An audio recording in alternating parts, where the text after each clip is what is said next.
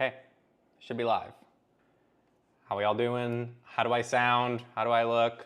Let me know if I have any glaring issues with the stream before I start talking and telling you things and then figuring out 10 minutes after I'm done ranting about something that you couldn't hear anything. That hasn't happened yet, but I really hope it doesn't happen. But hello everybody in the live chat. I'm gonna give you all a few minutes to log in and get settled. Let people join the live stream before I get into the wins. And this week we are highlighting Izzy, the privacy lurker on our forum, who talks about some mindset shifts, which I'm really excited to talk about. Lots of important lessons that I think a lot of people should know about. And then let me go ahead and see who's in the chat. So we got Broadness187, got a cortado from their favorite coffee shop, so they're feeling pretty good. Really awesome to hear. I hope you can stay awake. And maybe Zach should have got a cortado because Zach is laying in bed. Saw this stream was about to happen, so figured I'd join. How's the privacy penguin doing? Let's see, Matthew, I'm doing well. Currently writing a report on privacy and iOS language learning apps that should be published. Really cool. Cool, there you go. Sounds like an interesting read. Nice. Stream seems good. Good video, good audio. Thank you, Zach. Love the more recent streams. Thanks, Benjo. Cool, we got Simon in the chat. We got Matthew, Benjo, Jaden. Hey, everybody. Yes, Zach needs coffee. Hopefully I can keep you awake, Zach. Nino says, hello, everyone. Hello. If you're watching, make sure to say hi in the live chat so I can go ahead and say hi back. We're up to about 49 people. I'm going to wait another minute or two before I get into the wins. You're coming in clear and looking good, too. Thanks, Matthew. Let's see. So just a teaser. This is going to be the win that I'll be covering this week. User says, happy Friday. Hello, user. And if you are tuning in for the first time, the way I generally break this down is I'll kind of cycle in and out between the live chat and the wins. The wins is a thread that's posted on our forum. Anyone can join the forum. Anyone can join the wins. And I'll be checking up on those, and I will be doing each win one at a time. And then after a few wins, I'll go back to the live chat, check in with all of you in the live chat. I also have my phone up to the left of me here with the patrons and the Techlorians who can also message me directly on there. So I'll be checking in on there. But I got a few messages that our regulars might not be online today, so I'll see how active that one is.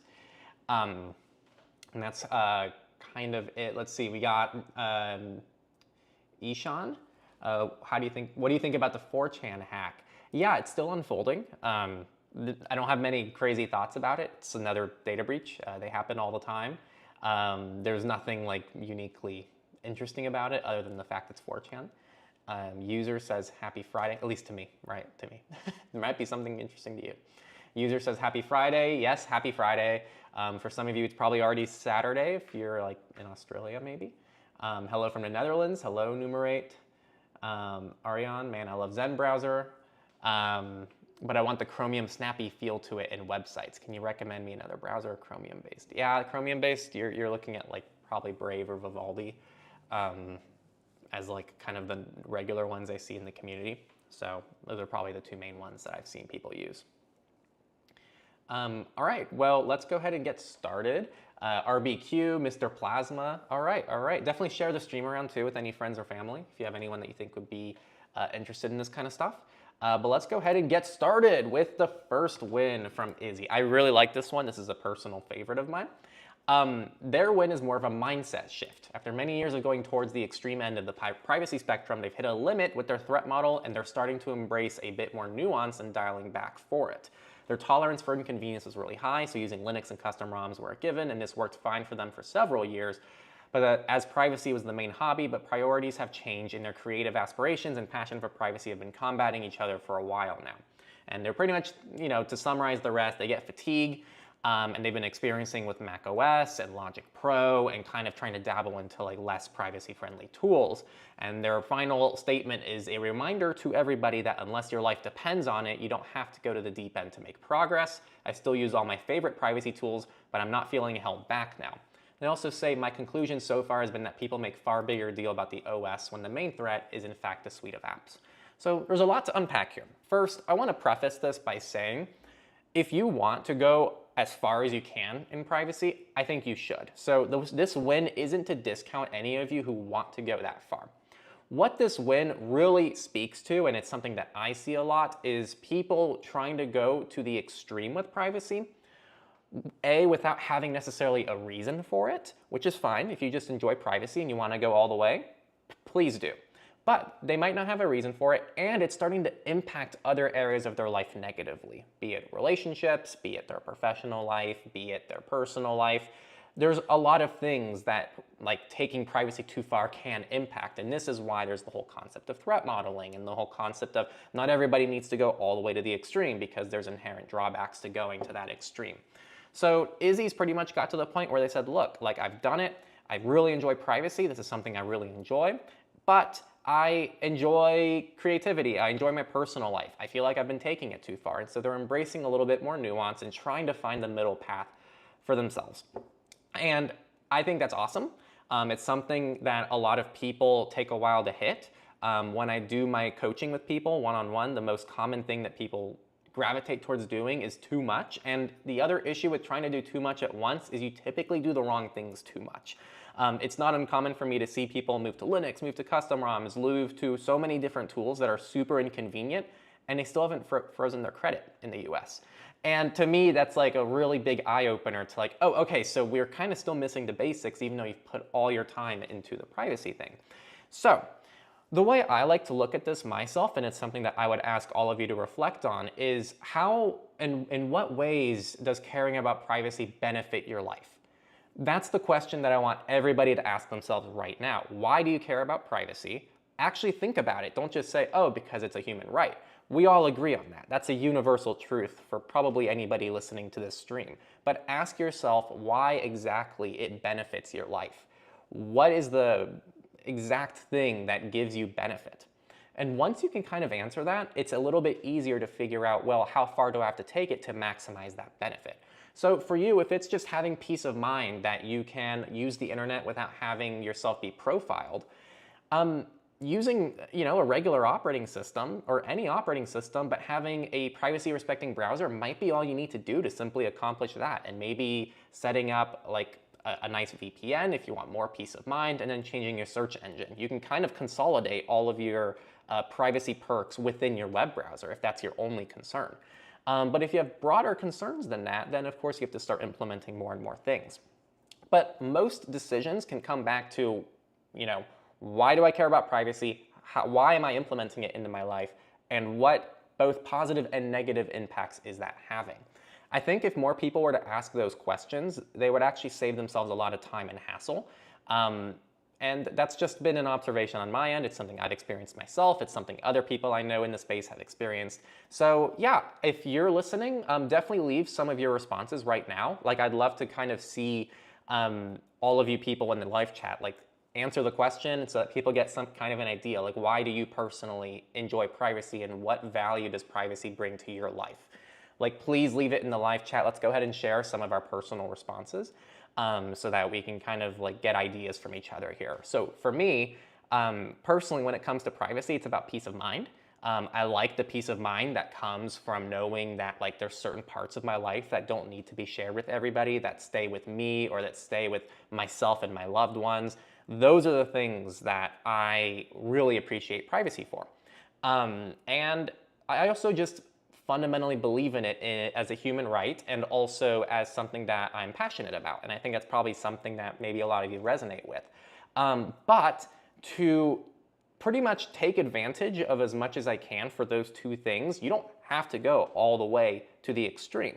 Some things I do go beyond that. Some things I do don't go as far enough as they should. But that's personally kind of my answer, is those general two things. But I'd love to hear what some of you guys have to say here. Let's see.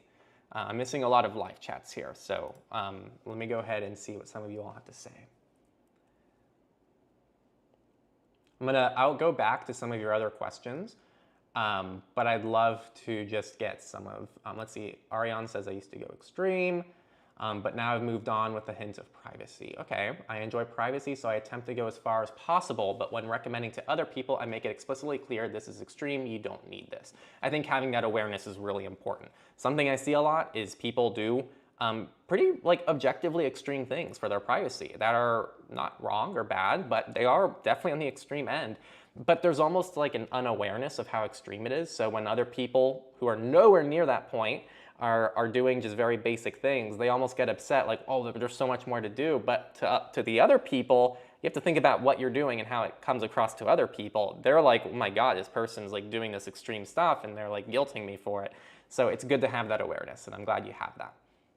Mr. Plasma's reason for privacy is minimizing data collection to prevent third parties sharing my data. That's a very valid complaint. Let's see here. Trying to find relevant stuff to the exact win here. Broadness says, I've wanted to go as far as I can with privacy because I thought it would be an interesting project, but when it got to using cubes for my desktop, I later ran into a bug that made it unusable. As someone who's playing around with cubes right now, I don't think you need a bug for that to be the reality for a lot of people. I didn't say that. Don't quote me. Let's see. Very good questions to ask myself. Yes, I think everybody should ask themselves that question. Okay, so Donna Dane. For me, privacy is to prevent subtle, unconscious self-censorship. It's impossible for me to write in a journal, for example, if I'm not convinced it's 100% private. Same with chatting with friends. Really interesting, I haven't thought of that one before, quite like that, but that's a really interesting point. Like having the confidence that your thoughts are your own, you know, like things that you think don't reflect the things that you say, and that doesn't change in a digital world. So I think it's a really good point. You want your journal to be your own, and you want your thoughts to be your own. So kind of replicating the real world with the digital world in that way is really it's a nifty reason, I gotta say. Mr. Plasma, the middle ground for me is using Linux Mint instead of cubes because cubes is overkill in my case, but I love Linux Mint as its ease of use and the fact it doesn't collect data by itself. Yeah, Linux Mint's great. Nino, when it comes to privacy, I never consider going extreme because it's not viable. If I'm going to work on KY privacy, it's much easier if I don't hide everything. Okay. Linux is nice for things other than privacy, like custom distros and other things like intrusive ads. Okay, Matthew says. Okay. All right, HGNN says, I'm usually focusing on privacy to be safer in the long run and to be up to date with how tech and software are progressing. Plus, it's a great way for me to be safer on the internet, virus total, for example. Yeah. Caring about privacy, I think what you're speaking to also helps your security in a lot of ways as well. And I think everybody can kind of get behind the concept of security. Like security is like something that only you should have authorization to, and people don't want unauthorized access to different things. Yes, Alex, I am reading messages on Signal, so if you're in a Signal group, go ahead and just send your messages along there. I'll get back to some of your other questions, but I'm still getting back to people's responses here. Nino, if I'm careful what kind of data I give out, I control what data collectors get from me. Where I can, I like to go towards privacy friendly. That sounds very reasonable. Let's see. Carter, hello Carter, welcome back, hello. Yeah. Okay, cool. So I really like some of your responses. Hopefully some of those resonated with all of you. If you're listening to this stream after the fact, which most of you do, as I see the stats, please ask yourself the question. Feel free to leave it in the comments on YouTube, leave it on the forum. It's a good question everybody should ask, and I think it's really cool that Izzy opened up about this. I know it can be hard in a privacy community to open up about being less private than you intend to be, but I think it's a really important discussion. Really cool stuff, and I'm glad that you're trying to find the right balance for yourself. So good job, and everyone else listening would love to hear kind of your journey with this as well. All right, let's go up to the top. So Rolls Ice Cream said they're trying an aliases workflow using DuckDuckGo's aliases since they don't have the ability to pay for any service, and they had to leave simple login since 10 aliases is not enough. So DuckDuckGo has an aliasing service, kind of like ADIO and simple login, but it's free, I believe. I don't know what the free limitations are, but they're using that. And I didn't know about this, but they actually have a tool called Quacky, which I learned about on our forum. And it's like an open source front end to use DuckDuckGo aliases. So I can't speak to how safe this is, but this is what this person is using to generate and manage their DuckDuckGo aliases. So congrats, Rolls Ice Cream. Unknown Ghost is a regular, so they're active. They bought an anti-spy for my Linux phone and generally started using it more. They finished setting up their secure-ass pseudonym, which from now on I'll call V. I might even start using cubes because of this nym, but not now. Also, since I started giving names to my nyms, the two ones which manage the Linux phones are M and H. Cool. Ooh, accidentally clicked the link there. Let's see, V for Veracity, H for Henry, and M for, who's the first M? Is there anyone whose name starts with M here? All right, what does M stand for? Live chat, you decide. V stands for, M stands for, and H stands for. You guys decide what they stand for. And then maybe Unknown Ghost can use those for the full names for the pseudonyms. Robbie's a Silver Techlorian, welcome. We opened up some new tiers on the forum, so you can now be Bronze, Silver, or Gold. So thank you, Robbie, for supporting what we do.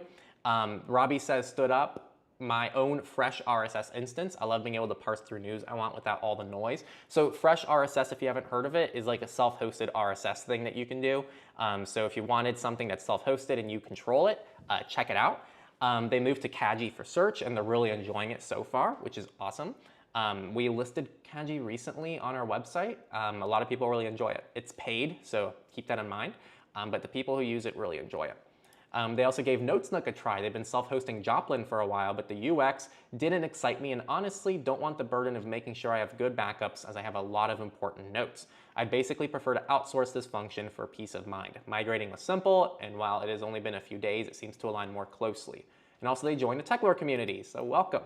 Yeah, and to kind of speak on the NoteSnook thing, so I have a lot of mixed feelings personally towards self-hosting, and I'm going to share those with you just to give you all something to think about. I'm not pro or against self-hosting. I actually self-host a few things, and I don't self-host a few things. People really don't think about the complexity of self-hosting before they do it. With self-hosting, you're now in charge of if something's up all the time. It needs to be reliable, it needs to be stable, it needs to be online, and it needs to be secure. And if you don't know what you're doing, you could jeopardize any of those things, and that can really ruin your day. So I haven't had any horror stories because frankly, I'm scared to host any sensitive stuff that's self-hosted because I don't have the kind of resources to ensure that it's always going to be up 24/7, and most regular home users don't. So I'm not saying it's impossible and people shouldn't pursue it and that there aren't benefits, but the things that I self-host are very mission unsensitive. They're things that are like, okay, this is fine. It can go down for a week. It can get hacked. It's fine. Worst case scenario, of course, I'm still gonna do everything I can to make sure it doesn't happen. But I think that outsourcing to a team that can actually ensure just like basic standard of quality across the board is something to really consider, and it shouldn't be demonized. And I think self-hosting can still exist alongside those options as well. It just depends on the user and their priorities and what they're looking for in their software. So I'm glad that you're not just locking yourself only into one group because there's benefits across the board depending on what you need. Omar, I may be the last person to know about this, but a few days ago I discovered Safari Profiles. It's pretty good actually, I'm enjoying it. Safari plus AdGuard now is my go-to browser on iOS. Interesting, yeah, so Apple not too long ago released, they released profiles kind of like Firefox profiles or Chrome profiles. And it's a pretty well-regarded feature overall. Like I think it even connects with things like focus profiles. Like it's very integrated in Apple's ecosystem. I've never used it, but people say a lot of good things. So it's cool that Omar found the feature and I'm glad it's working for you. If you ever did move to a different browser like Brave or Firefox, there are ways to emulate that workflow as well on those browsers. So if you ever do try something else out, you can still replicate that workflow with those browsers. So cool stuff, and everybody should probably use different browsers or at least different user accounts / profiles because they can really help your browser workflow. Let's see, Scott at Taserface says, thanks for the shout out in the live stream. I did a little research on digital gift cards I can buy with crypto. I'm in Canada, and as far as I know, we don't have a masked credit card service here, so gift cards might be an option. And just to confirm, I believe that is true. At least I haven't heard of a Canadian version of privacy.com. They installed a Crescent on their Android tablet. They thought it was only for Graphene OS. That's a big misconception. App stores are available on regular Android. You don't need a custom ROM to use custom app stores on Android. So they started using IronFox. So far, it's pretty nice. Yes, I know Mozilla-based browsers aren't secure, but I have a Brave for activities that require security. Yeah, and I just want to be careful with language. There's a lot of language out there that Mozilla-based browsers aren't secure, where I think it might be better language to say they're less secure. So don't use this browser and think, oh, anything I do on it's going to get hacked. That's just not reality. That's not based in reality. We don't see actual attacks like that in the wild. But I think it's very fair to say, okay, yeah, this is my less secure browser. But I do like to kind of push back on that language a little bit. Let's see here. Yeah, okay, even Anon says those are secure enough. Molvad browser and even Tor browser, but Firefox forks, but it also depends on what exactly you wish to do. Yeah, I mean, again, guys, like Tor browser is considered one of the best browsers out there, if not the best for your privacy, and it is based on Firefox, so it's there, yeah. O asks, where is this website? This is our forum, discuss.techlore.tech. And then we just caught up to Izzy's. So actually, let me go back to the live chat and say hello to all of you. I'm a little behind, so let me go ahead and try to rush through and catch up here. Let's see. Personally, I would trust Brave over Vivaldi. Yeah, I'm kind of in the same boat. I see Vivaldi as like an alternative to Chrome, but I don't see it as like, out of the box, it doesn't have kind of the same privacy and security protections as Brave. If you want to see what this looks like, I would check out privacytests.org. They kind of compare out of the box what it looks like. It's a little misleading because with Vivaldi, if you toggle on like its full tracking protection on setup, it's actually better than what it's marked as on the chart. So yeah, and you can always install uBlock Origin in Vivaldi and make improvements to Vivaldi. So I know some people personally who use Vivaldi, they really enjoy it. I know people who use Brave, but I do personally aim towards Brave myself. What are your thoughts about Brave nowadays? There's a lot of controversy about Peter. Right after I said, oh, I've moved towards Brave. I haven't heard about this with Peter Thiel. So I have to look into it. They've had a lot of controversies. None of them so far have like impacted privacy in a way that makes me not use it. It sucks because I haven't seen a great like privacy first version of Chromium that like works well out of the box, if that makes sense. I know there's ungoogled Chromium. I know there's even Vivaldi, but Brave's kind of a hard thing that no one's really done before. So I'd love to see some like Brave alternatives to just give someone another option. What is your good Android browser for privacy? It seems they don't protect from fingerprinting. Yeah, I mean, it depends on what browser you're on, or sorry, what operating system you're on. Generally, people really like Brave. There's like the Chromite fork now, which I forgot the name. So if somebody can let me know, there was like an alternative / continuation of Chromite out there. Typically, those are kind of the best ones. You can always just use regular Firefox as well. It kind of depends on which operating system you're on. Let's see. But yes, also there's Tor browser, of course. Numerate says, what is your search engine? Still searching for the correct one. Yeah, so our resources, techlore.tech/resources, kind of covers search engines if you want some options. Personally, I've been really liking DuckDuckGo, but you know, like I started with DuckDuckGo, I moved to Brave Search, I tried Molvad for a while, Leda, however you say it. I've tried Kaji, I did my review of Kaji, and lately I've been trying DuckDuckGo again, and it's been better for me than it was, so that's what I've been personally doing.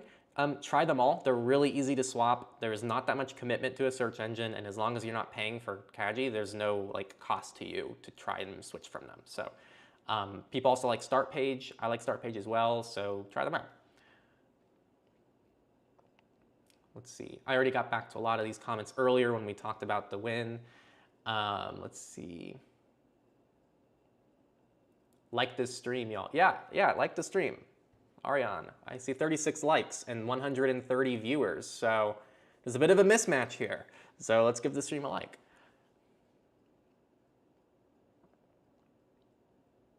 Let's see.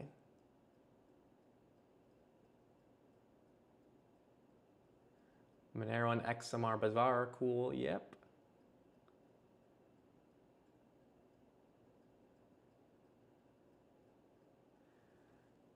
Let's see. Yeah, I just answered the search engine. Our website details them, like the ones that I generally recommend. Personally, I'm using DuckDuckGo right now, but there's no like hard reason for that, if that makes sense. I'm seeing a question here from Alex on our Signal group. Alex says, I don't know if you have any experience on this, but what do you think about Alma Linux for servers? It is based on CentOS, so you can quickly configure it, extremely secure, etc. So they ask about Alma Linux. Yeah, so actually I have an interview with Alma Linux that I've been really bad about because I haven't published it, but it's pretty much edited. I just need to click publish. So you'll actually get to meet some of the team behind Alma Linux and kind of get to know what it is and learn about it. And it seems kind of perfect for people who got kind of cut out from the whole CentOS thing. So yeah, those are kind of my thoughts. It's not something I personally use, but it seems like a really useful project to replace what CentOS used to be. So yeah, that interview is coming soon. What do you think about IronFox? I'm still not really familiar with IronFox, so I'm not going to comment on it right now, but I need to look into it. So hopefully next week I can have an answer for you. Yeah, someone's using Molvad Leda. Yeah, so Molvad search engine used to be only for Molvad customers, and now it's open to the public. So if you've never heard of Molvad search engine, it actually proxies Google and or Brave search results. So go ahead and try it out. It's extremely bare bones. Like seriously, if you use it, you'll know what I'm talking about. But it might be all you need, and if it clicks with you, then it clicks with you. Let's see, Carter says hello. I'm going to say hello back again.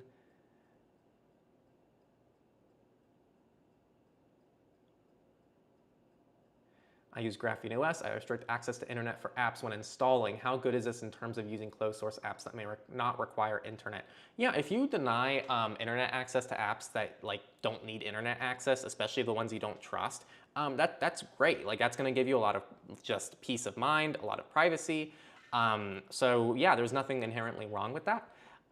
There might still theoretically be certain attacks that can be pulled off, but you're fine. That's not a common thing, and I think that's even something that I've done back in the day when I was using a Gboard. I really couldn't find a better keyboard alternative. Now there's some better ones, like Fudo has a nice keyboard, but I did just download Gboard and just denied internet access, and that's a perfectly reasonable solution, I think.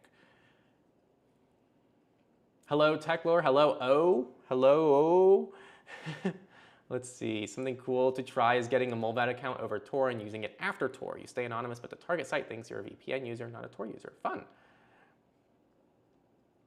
This person's having a fast experience with Tor. You should record it so we can see. I've never seen it before in my life. M stands for Molvad. V stands for victory. What does H stand for, though? You didn't say what H stands for. Unbelievable. Now, what's their name? Now Robbie's not gonna have, wait, was it Robbie?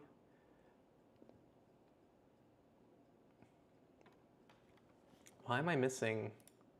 Whose pseudonyms were those? Oh, here, Unknown Ghost. Unknown Ghost now doesn't have a name for all of the pseudonyms. All because Zach couldn't find one for H. Ah. I'm just messing with you, Zach.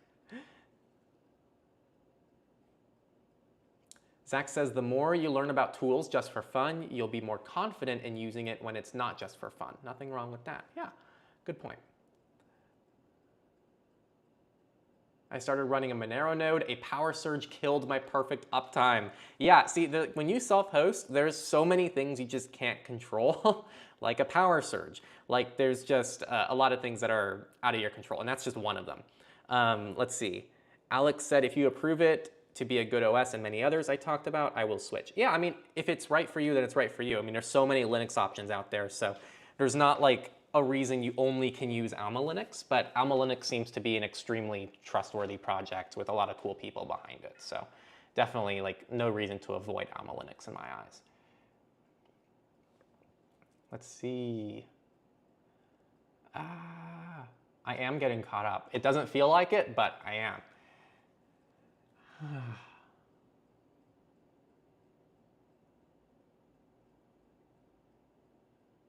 I haven't heard of this exchange shutting down. So yeah, and what's my go-to XMR exchange? So I don't really buy XMR natively. I'm a lot more likely to just buy Bitcoin or Litecoin and then just swap it into Monero. I don't really care too much about on and off ramps with Monero. because I just trust that once it turns into Monero, and I'm not doing anything crazy sensitive. If you have a higher threat model, then maybe you can care a little bit more about your on and off ramps, but for me personally, I don't care too much about it. Where is this website? Discuss.techlore.tech.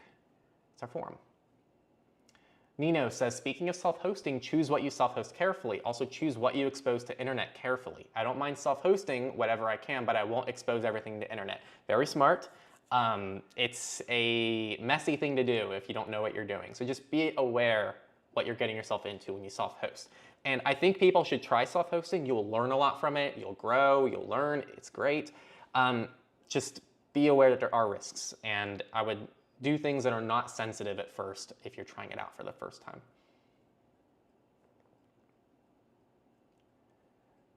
What did I miss? You missed a bit, Coffee Monster. Yeah, so I would rewind and go through the privacy win.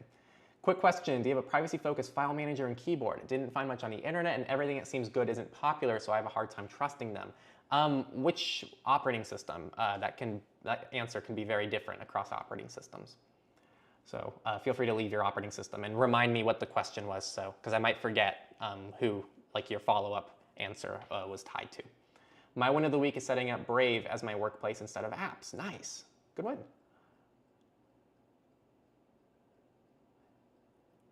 They've been using DuckDuckGo and they're trying out search. Cool. If you try it out, definitely update next week. Thanks for the answers, of course.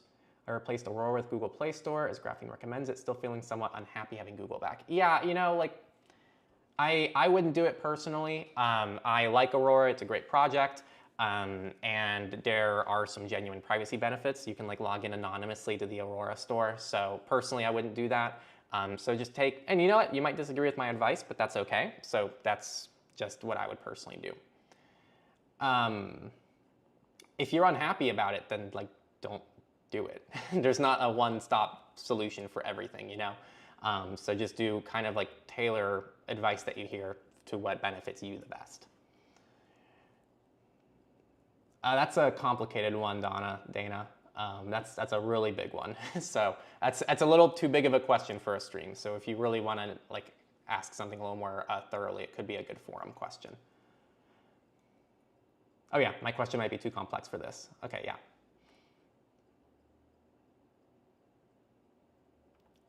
It's coming. It's coming. Is V1 still actual? What does that mean? I don't listen to metal, but I respect metal. So we played a metal orchestra piece once actually, and it was kind of my introduction to metal as a musician. And it was a mess. It was so hard, and but it worked. So metal's really interesting. I think people associate metal with just yelling or screaming or just odd sounding stuff, and it is sometimes, but it's actually very complicated, very complex music. So really, really cool stuff. Those are my thoughts on metal, but I don't enjoy listening to it, if that makes sense. Okay, so Android for keyboard and file manager privacy. Yeah, so there's the simple suite of tools, which now, oh my gosh, Fossify is the name. Gotta remember things sometimes on the spot. So Fossify is the continuation of what Simple Mobile Tools used to be, and I believe they have a file manager and a lot of suite and out-of-the-box tools that you'd expect to replace the regular things like your dialer, your contacts, your photos can be found in the Fossify suite. As for keyboard, I've been hearing a lot of people just, random keyboards on F-Droid. I've been hearing a lot of good stuff about Fudo lately. I haven't personally tried Fudo, but people really enjoy the Fudo keyboard. So that's another thing that I've seen as well. Yeah, Flores board, that's one that I've heard about as well. So yeah, try those all out. Let's see. Tried Ente photos for 3 months, loved it, but felt the price higher compared to others. Not using any cloud storage now. Would you recommend using iCloud? Yeah, it's a mixed bag. If you do use iCloud, try to enable advanced data protection so you have end-to-end encryption with your iCloud subscription. And that will be a pretty good middle ground. You'll have end-to-end encrypted photos, but you'll have all the features of iCloud, so it's pretty nifty. And it's cheaper than Ente, but then you're locked into the Apple ecosystem. I feel like sharing always sucks with iCloud, with anyone who doesn't use iCloud. It works, but it kind of sucks. So Pros and cons, and that's kind of what I would recommend. No, the stream time, I'm trying to keep it consistent, and this is a time that I can kind of always do. So yeah, it's hard to pick times, and I'm sorry, it's not always great, but all these streams are published after the fact, so you can always watch them after they're done. What do you think about Fudo? Again, I haven't used it. It's just, I've heard a lot of great things about it, and it seems like a genuinely good keyboard, and something that Android's been needing for a long time. Thank you, Carter. Yes. Okay, so Carter, what do you recommend to get a cheap and good VPS? I really like Hetzner personally, and that's what we currently use for a lot of things. Picopods are really fun if you just want something that's like out of the box and works. I've been playing quite a bit more with some of these different tools, and I've been enjoying them. Yeah, so those are kind of the two places that I would start, is like Hetzner, and also if you want something simpler like a Picopod, if you just want a specific service. It's still something that I'm trying to figure out, like what's good and not good, and trying to give suggestions based on that. So those are kind of two easy to recommend things that I can talk about. But if anyone has other recommendations, please leave them in the live chat. And thank you for the tip, Carter. You're awesome for that, and I really appreciate it. Let's see. So we got a question in the Signal group from Alex. So a while ago, I saw the video from All Things Secured where he was talking about a certain type of data deletion service that in his eyes causes more harm than good. What do you think about this topic? Here's an AI summary from the video. Many removal services like PrivacyBee and Incogni use a spray and pray approach. Yes, okay. The host mentions the utility of dashboards. Yeah, so I quickly skimmed over this. It's something I'm familiar with, so I can kind of just summarize the summary. So data removal services, there's a few ways to do it. There's 3 ways to do it. The first one is kind of the spray option, where they literally, like, you submit your data to them, and they just have a list of emails where they just send it all to. It's all automated, and a lot of those services might not even have your information in the first place.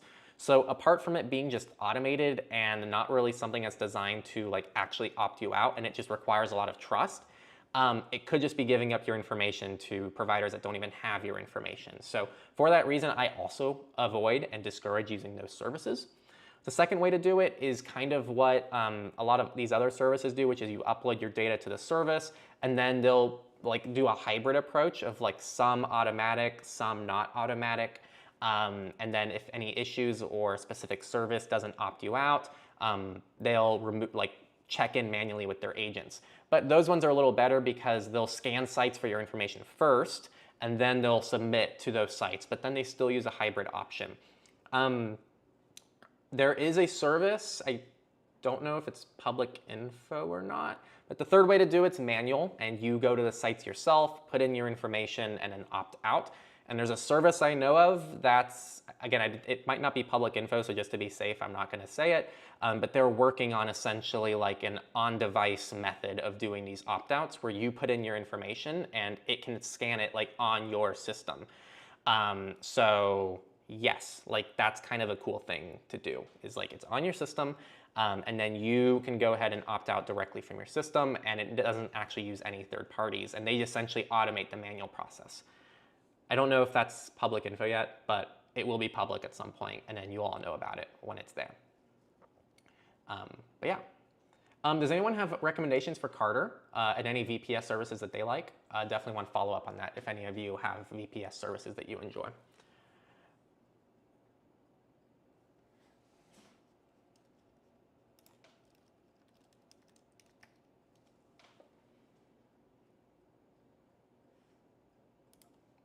Let's see. All right, let's go back to the wins here. Took a big break from the wins. So, Rolls Ice Cream. It's not a privacy and security win, but I'm currently testing out Zen browser. For now, the experience is fantastic. Soon they will have profiles feature in Firefox/Zen, so I could keep this on my watch. What does the profiles feature have to do with your watch? Oh, so I should keep this on my watch. I misread it. I thought you meant like on a watch. I'm like, what? Okay, I got a new phone this week, which is actually up to date with the latest Android, not like my old phone. And so I want to take this opportunity to test new privacy and security workflows with, for example, the Passkeys. And I have now access to interesting privacy and security features like the always-on VPN feature, and I'm testing out a Crescent, and that's for now it. Really exciting. I'm glad you're on an up-to-date operating system with likely security updates. That's a big win. Definitely excited for the profiles as well. That's a really neat feature that I think is really underrated, and people don't take advantage of the profiles feature. And then they are testing out Zen. So I hope Zen keeps improving. I'd love to see it. I don't think it's in public release yet. I think it's still in beta, so I'd love to see like a public release of Zen. Let's see. Garujo says, on the twist of irony, as much as it will overwhelm, hopefully it makes them want to give in and switch. Remember, give problem, sell solution. So let's see. I've twisted my L, which obviously I didn't mention on the forum, my W that became an L. It's a good thing I held off. What? I've twisted my L. Is there something I'm missing here? I didn't mention on the forum my W that became an L. Oh, your loss. Okay, I've twisted my loss, which obviously I didn't mention in the forum. My win that became an L, and it's a very good thing I held off. Continue, I gave in not deciding to switch the smallest company to Proton. To be honest, what they were using as an email is domestic anyways, and so I don't think convincing them was going to do a lot despite giving the option of trying it myself first. Still disappointed by Proton Drive, but hey. I've now decided to give my uncle a password via a physical note he will use to type from now on to decrypt my emails I send. Knowing him, he'll feel overwhelmed at first and then get used to it as I send more and do so, and hopefully they get used to replying inside the interface too. If they need to, obviously, otherwise I can explain to them, they can do it. Now this isn't a huge win by any means yet, but it's going to go a long way to encourage the more encrypted way, either via PGP or by using Proton themselves. Cool, so you're setting up like kind of the seeds that'll hopefully grow into bigger things. So it's good. Sometimes, sometimes when you have like a goal, you can't get them there right away, but you can kind of like plant the seeds to help get them there. And it sounds like that's what you're doing. So good job. Thundercat shifted to Ente Photos. Everyone in my family shifted to it. Wasn't using anything for photo backup, but other members were using Google Photos. It's another step closer to removing Google entirely from my family. Everyone should think about their friends and family's privacy. Yes, really good message and a really good win. And Google Photos is a big one to get rid of. That's probably like one of the hardest things to move away from in the Google suite. So congrats, and I think you're setting yourself up for a lot of success.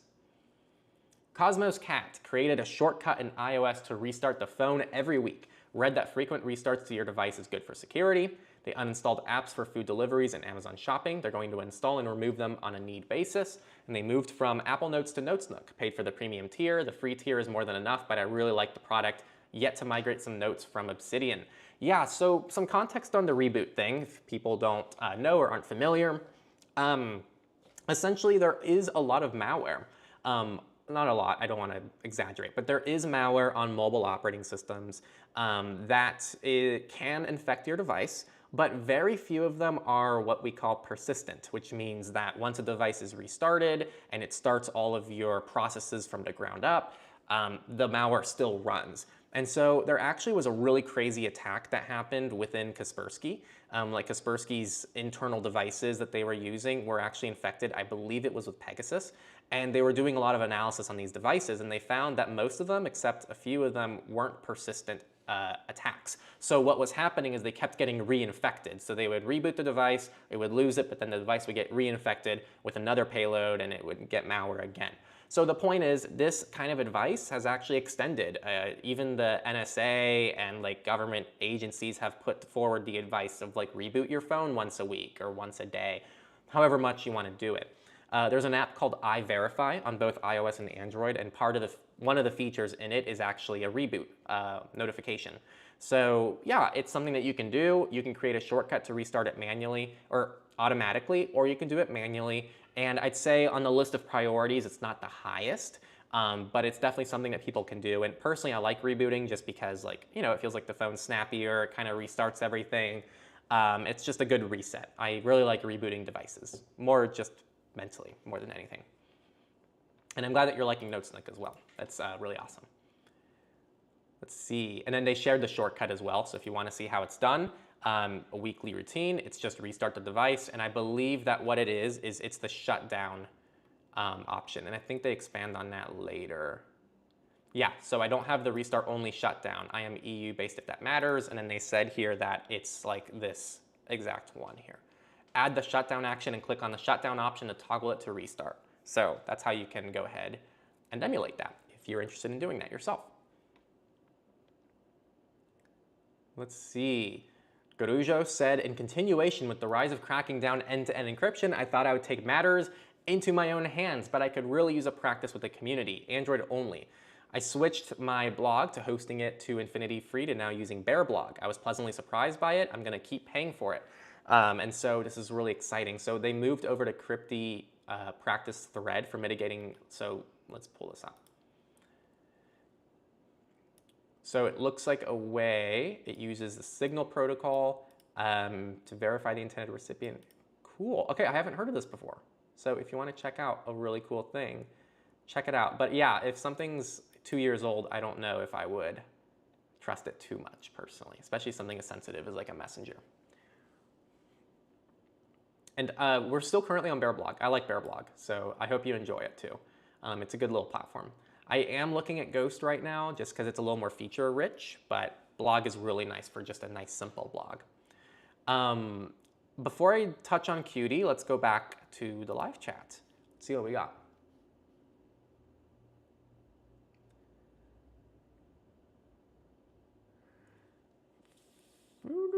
Okay, JC asks, how does a celebrity or public figure maintain their OPSEC? I understand they don't have their privacy because they're a known person, but how do they maintain a clean record on the internet?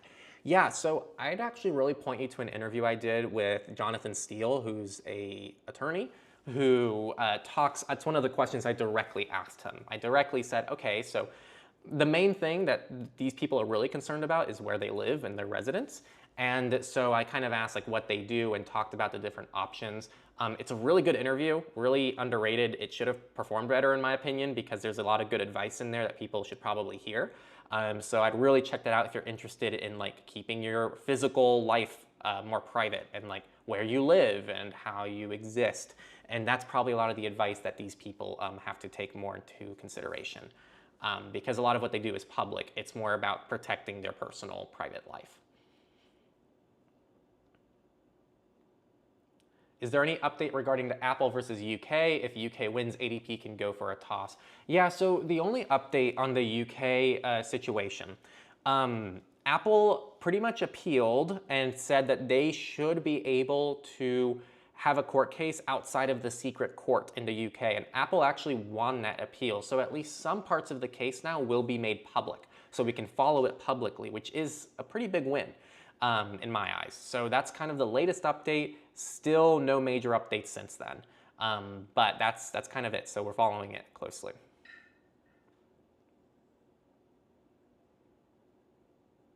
Some privacy creators I've watched have recommended hosting Mailcow and a VPS for increased control, but I don't get how you don't have to trust the VPS provider. Yeah, so I don't think,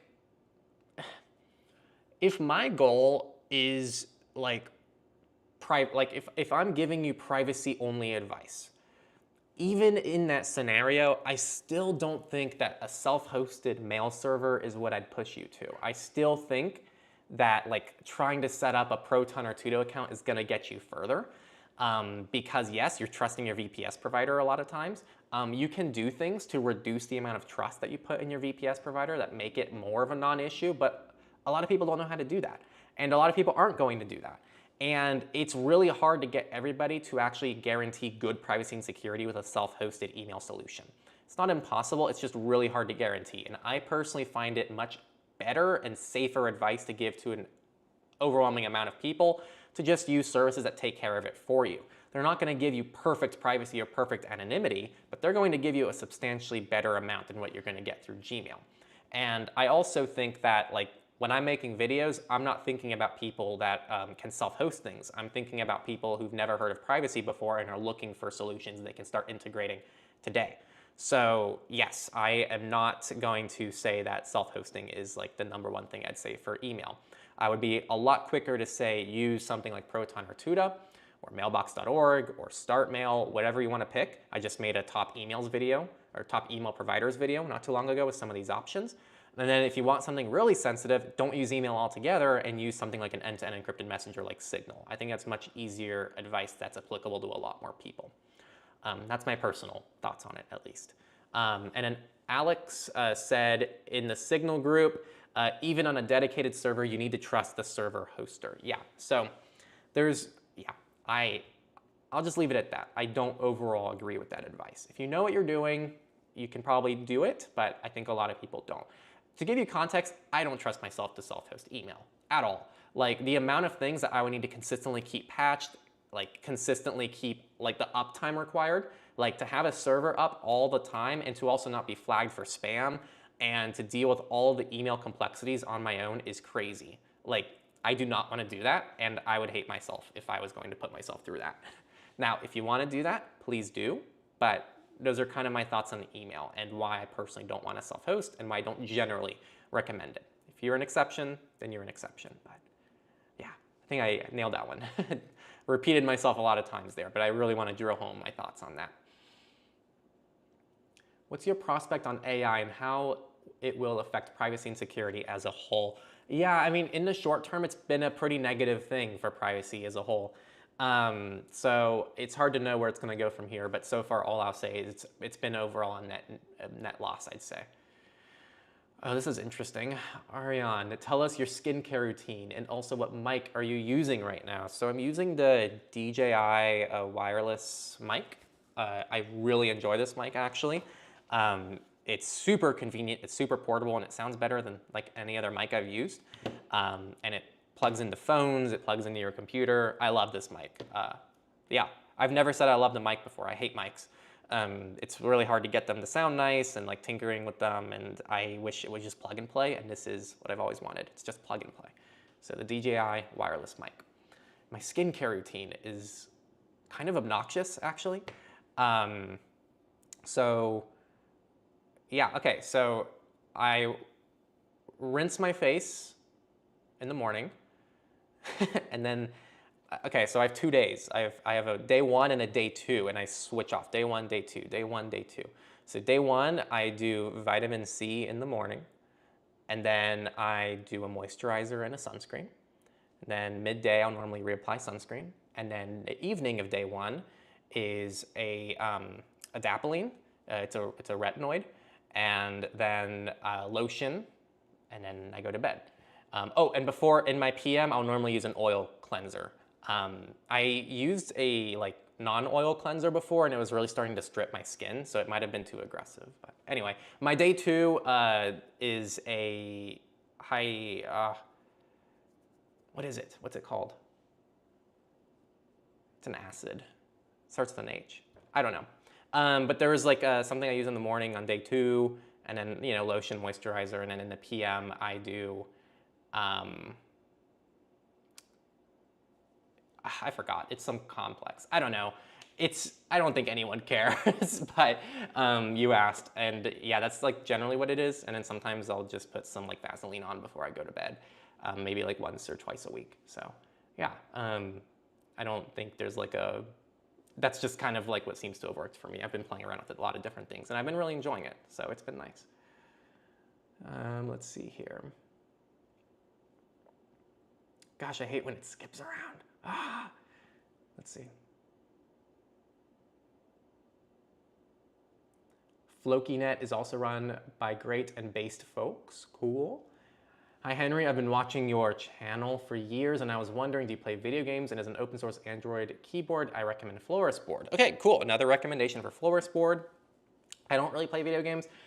I made that video recently where I updated this like laptop or desktop next to me to Windows 11.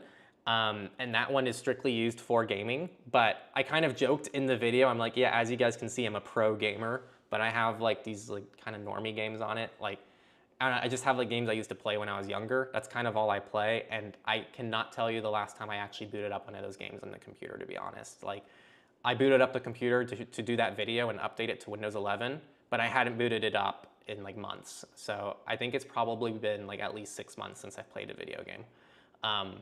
Yeah, I sometimes want to play them more, but then I like just want to do other things more. So yeah, sorry if that answer disappoints you.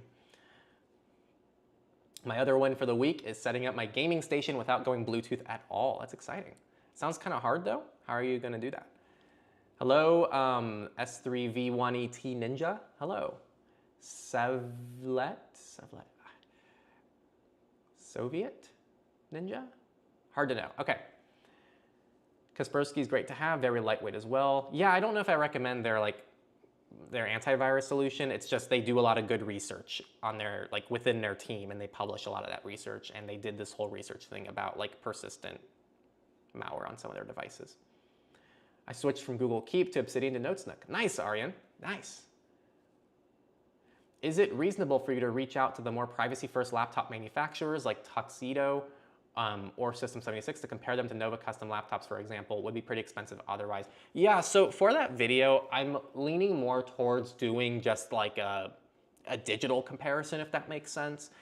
They actually, a lot of them seem to source their laptops from a similar manufacturer. So really, the hardware itself should be similar. It's just the specs that are different, as well as the operating system and the customizations that they offer that seem to be different. So that's why I was thinking it could be better to do that. Plus, I always feel a little weird reaching out and being like, hey, can you guys just send me a device, please?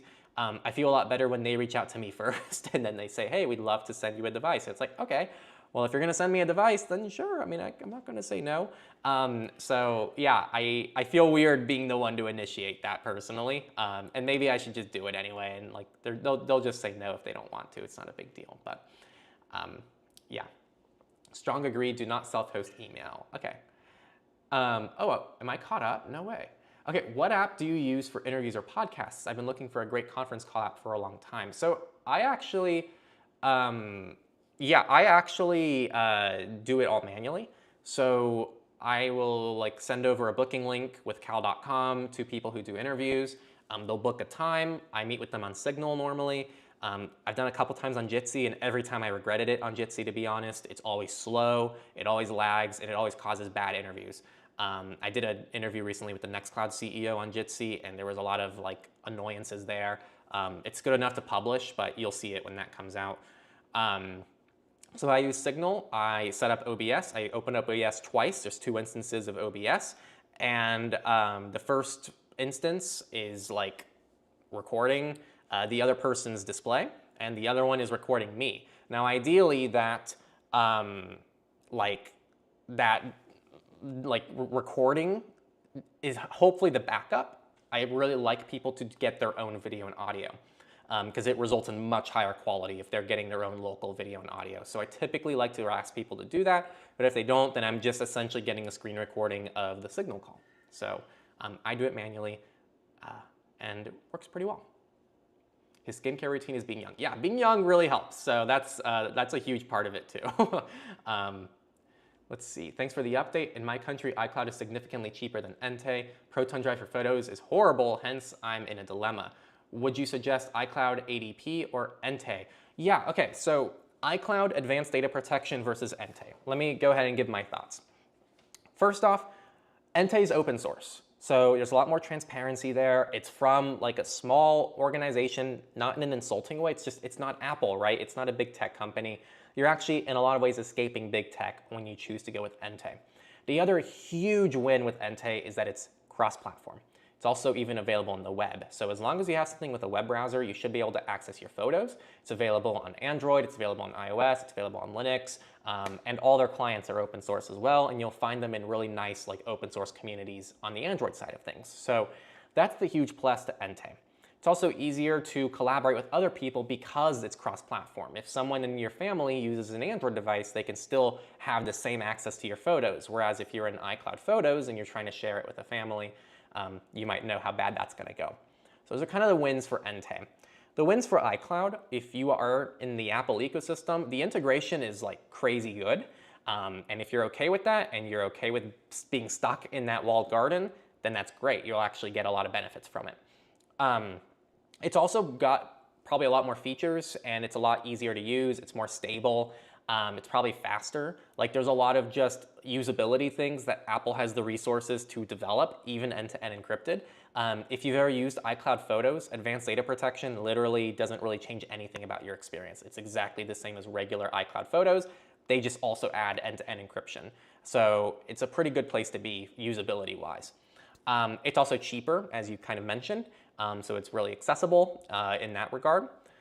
So those are kind of my general thoughts. I think that if you are all in on the Apple ecosystem and you're pretty committed to it, it's not a bad place to be. They can't access your photos directly, and you get a lot of privacy and security from it, and it's much better than being on Google Photos.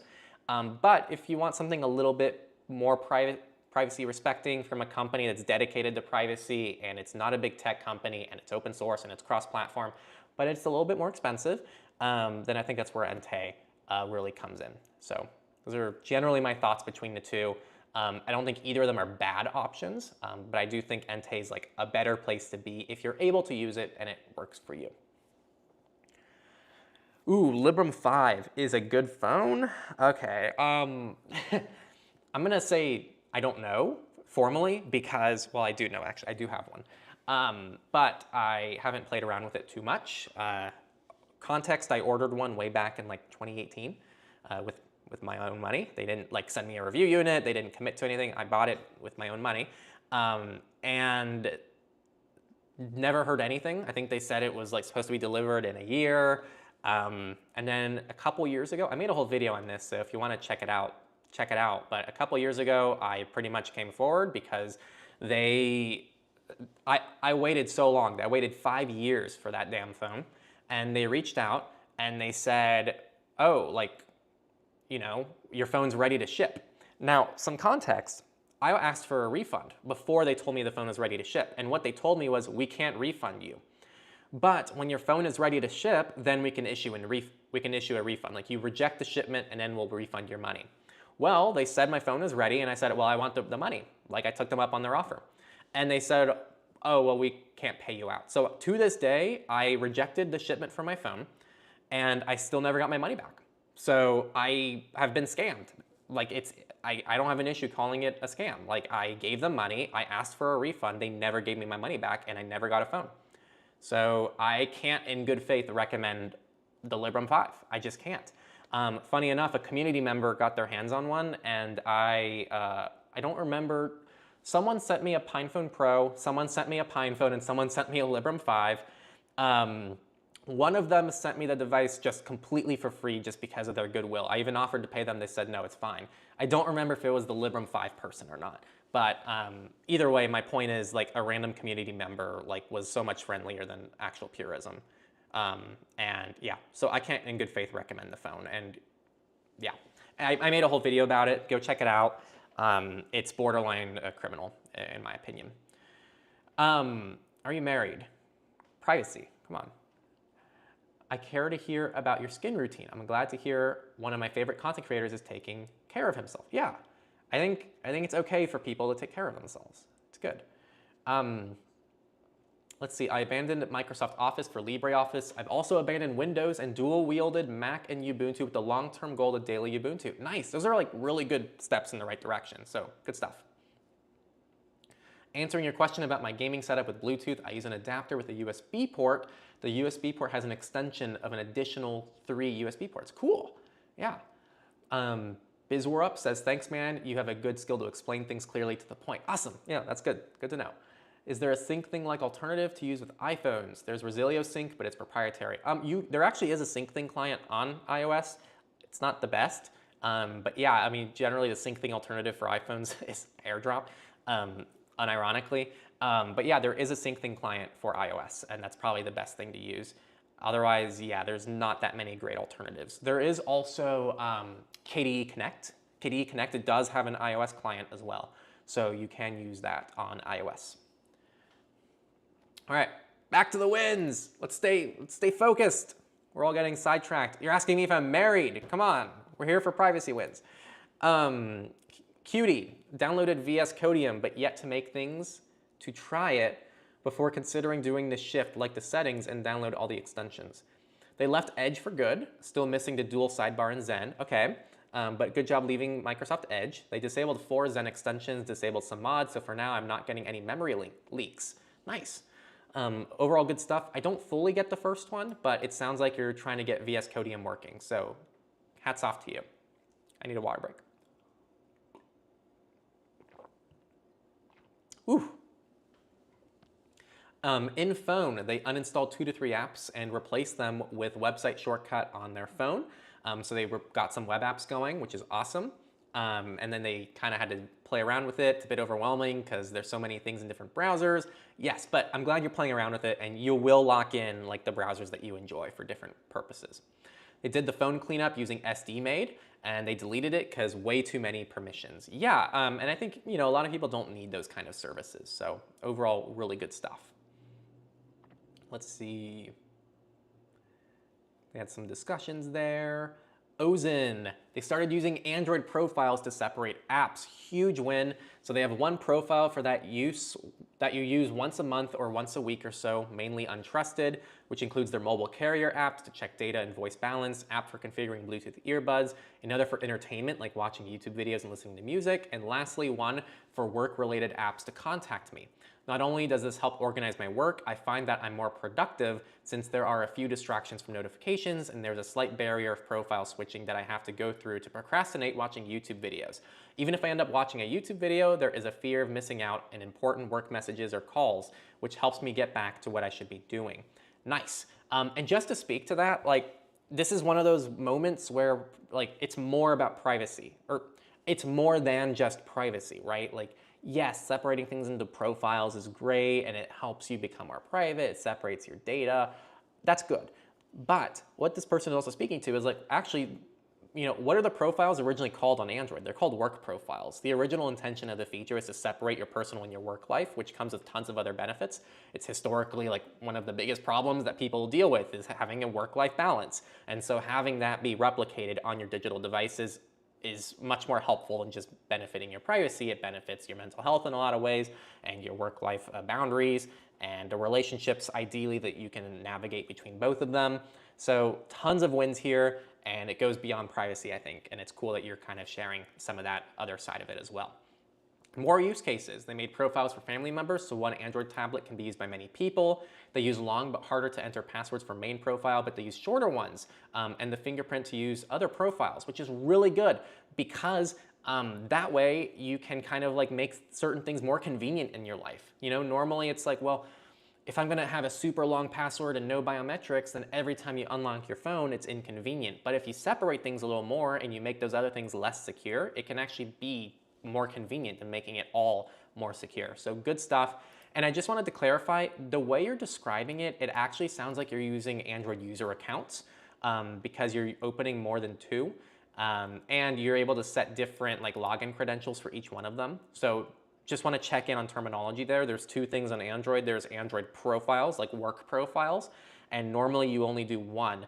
But if you do user accounts, then that's like setting up a whole new user, and that would have like its own login credentials, and I think that's actually what you're doing, just to make sure that we use the right terminology so I know what feature you're talking about.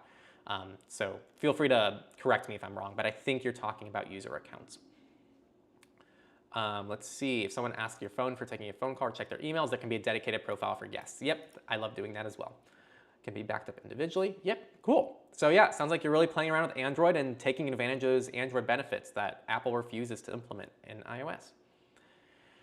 We got a first timer here, and they're a Techlorian. Thank you for supporting what we do, and like cool that you just joined right off the bat.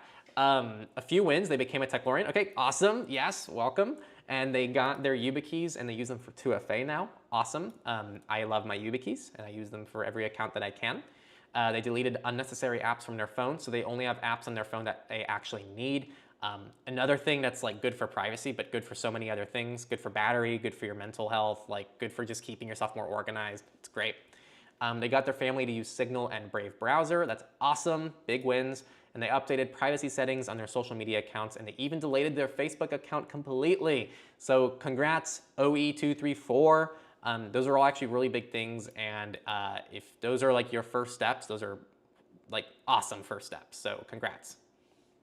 And they said they'll be back next week with more wins, so I'm excited to hear it. Fire Dragon is another Techlorian. Don't know whether this is a privacy or security win, but a small win for me. I managed to receive a used laptop from a friend of mine. The laptop is a couple years old, but it has hardly been used. So I did what any what any normal Linux enthusiast would do, I transformed it into a server, Nix of course. It now is going to be another extension of my home lab. Not sure what I'm going to do with it yet, excuse me, but hey, the possibilities are endless. Yeah, no, that's a good use. I think one cool thing about being like a very techie person is that there's a lot that you can do that other people might not think of with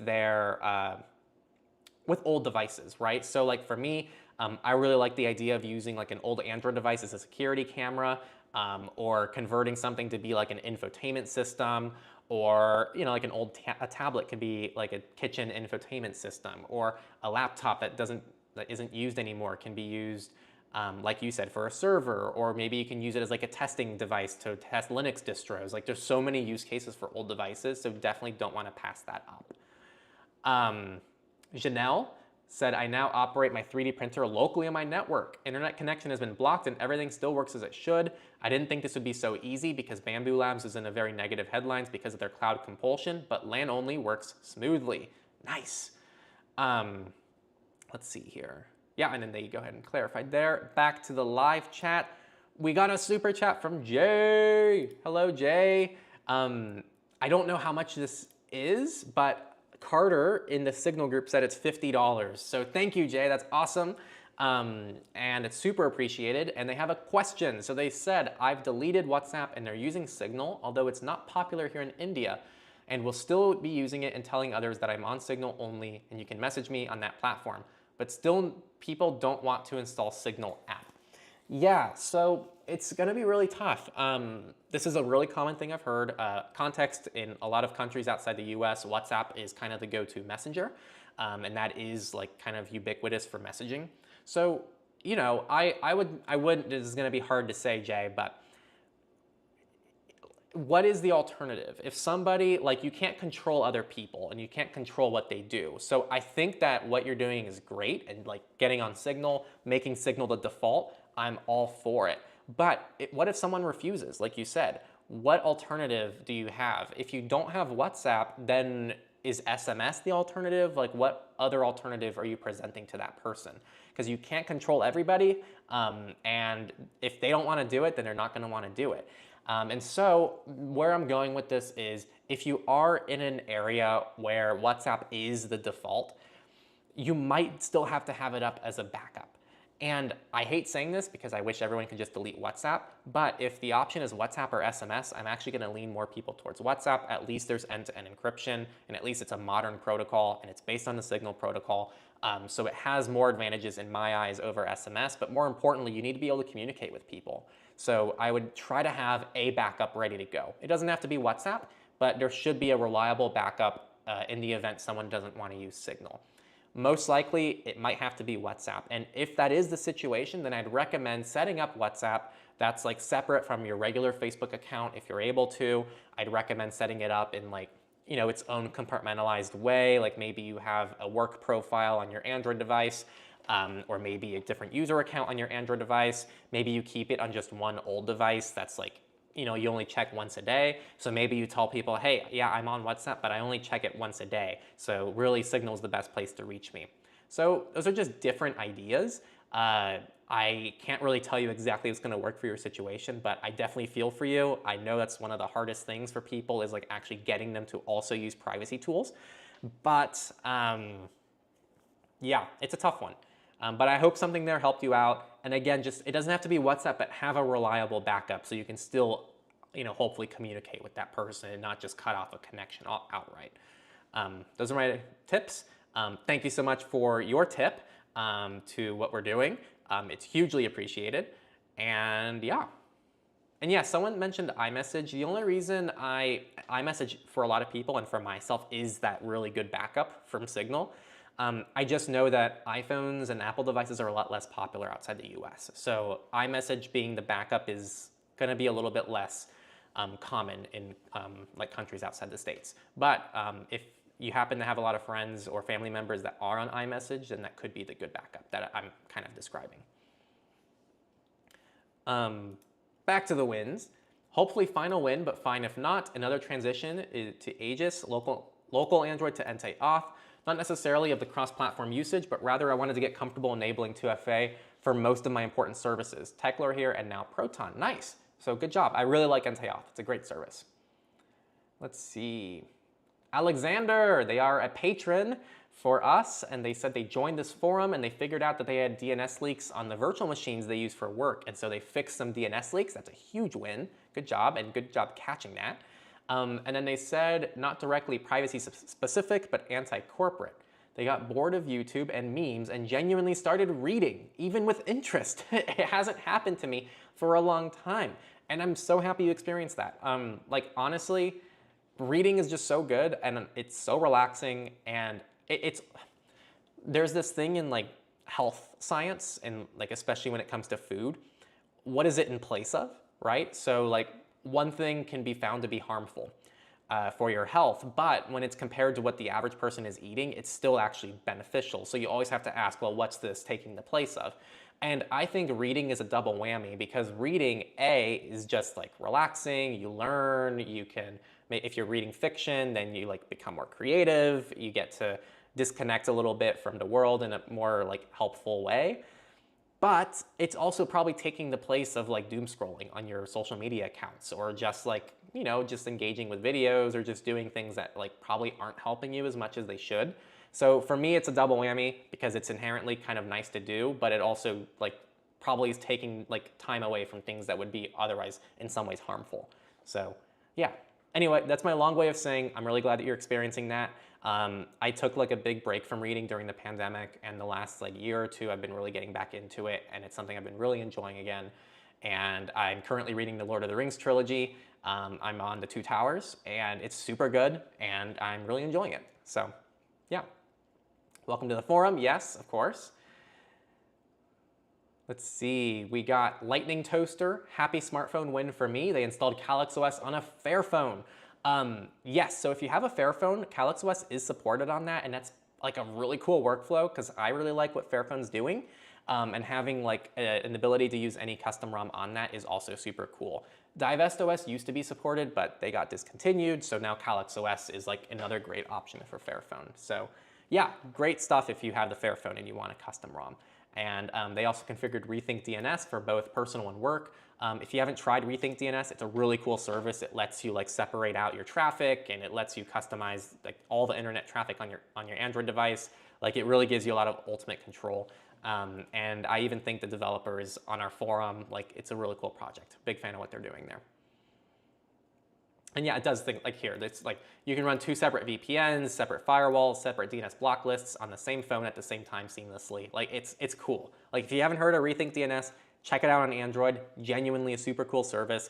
And when you start using it, you'll wonder how you didn't use it before, especially if you're someone who's like privacy forward. Really great service. Rewire, a more minor privacy win, but I've been able to mostly get off of Spotify and instead listen to music locally on both my computer and my car. The car is more critical because it means I no longer need to connect my phone to my car anymore, but instead a simple flash drive. This is something I've previously had problems with, as the car would insist that I give it contacts and other privileges when all I want is to play music. I do want to stop sharing my listening history with Spotify, but I still do have it on my phone, as I only have 128 gigs of storage, and I don't want to spend a fourth of that on songs. So I still need to figure out some ways to get away from Spotify without having to take up so much phone storage. Really cool.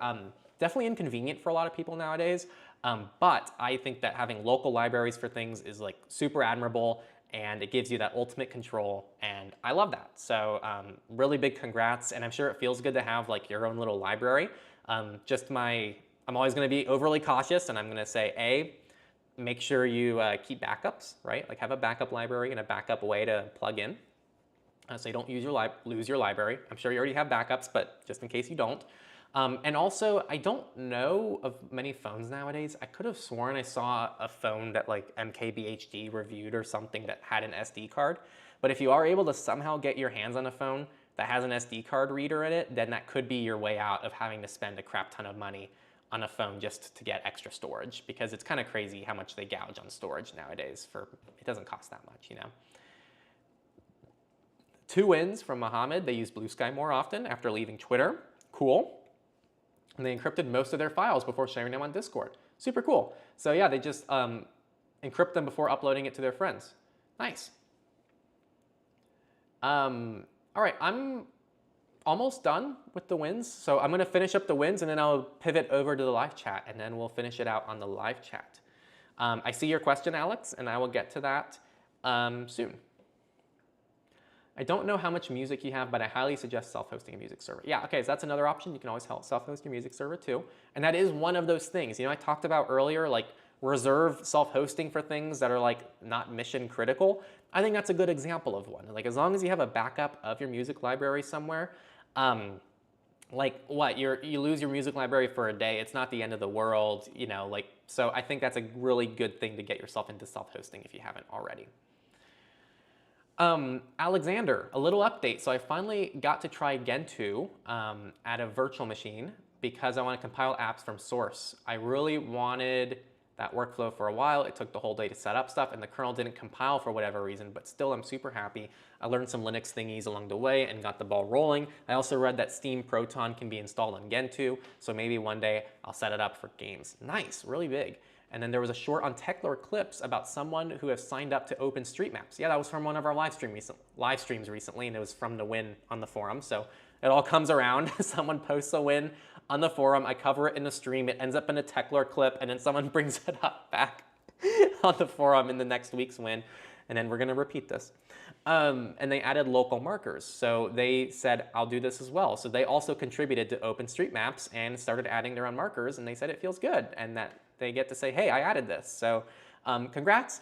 And I'm really glad you're experiencing that. And again, if you're using OpenStreetMaps and it's a project you care about, like you can directly make it better. And it's one of those easy ways for you to just make one small change and make it better for everyone. So yeah, and that's it for the wins. Thank you all for who left your wins. And I really appreciate it. And now I'm going to pivot back over here. And again, you can already join next week's wins. The forum post is already live, so you can join right now and leave your win on next week's stream. Alex here left a question in the Techlore group. Do you know how secure Fairphone is with Calyx OS? On a scientific study, Fairphones were the worst Android phone in the section of security. Yeah, so there was actually an incident where I believe they published like the keys that were required to like for their verified boot, which was not good. So I can't speak super firmly to how secure it's going to be. But if you're already on a Fairphone and you want something that's de-Googled and you want something that doesn't use Google Play services, then I think Calyx OS is probably going to be the best option you have on a Fairphone. So it's all kind of relative to like what device you have and what you're trying to accomplish. So yeah, that's generally my response to that. If you want to start comparing Fairphone to Pixel, I'd probably still push people to a Pixel. Like, if you want the most secure device to use Calyx OS specifically on, then like, yeah, try to go for a Pixel. But if you are someone who bought a Fairphone and you have a Fairphone, then like, I think there's still a lot of benefit to at least exploring that custom ROM option. Let me move the live chat over to my main display. I'm now all yours. Everyone who's live, I'm all yours. And I'll probably be on for like another 5 or 10 minutes, I'm thinking, based on activity levels. But yeah, feel free to leave your wins. Give me any questions. I'd love to go ahead and get back to all of you. Nice, nice. Good luck. Good luck with that transition. Is Brave the most secure and private Chromium fork available, or is it Chromite? I feel like it's a hard thing to answer. It's pretty debatable. I'd say Brave has a very solid team, and they're both solid options. It's going to be a pretty like debatable thing if you're going to try to figure out who's more secure and private. But I think you can't go wrong with either of those right now, just off the top of my head. Henry is live. Yeah. Hi. It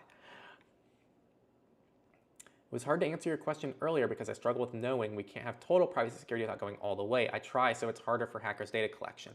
And for people who watch me to know how privacy tools are out there. Yeah. No one's perfectly private, so it's a spectrum. And the more that you can do without it sacrificing too much of your life, I think the better. Just know that there's always going to be diminishing returns with these kind of things. So it's good to find kind of the limit of where you can go and then dial it back. And then maybe you go, no, I don't like where this is. I still want more privacy. Then maybe you go too far and then you dial it back a bit. Like, this is always adjusting. So use privacy to your advantage. Don't let it destroy you. Like, be in control of your privacy journey. Don't let the privacy journey control you. Yeah, that's kind of that's how I would summarize the first 10 minutes of this live stream probably. Okay, so Jay said for backup, they have Google RCS and Telegram. So I would just ask, like genuinely, what about Google RCS or Telegram?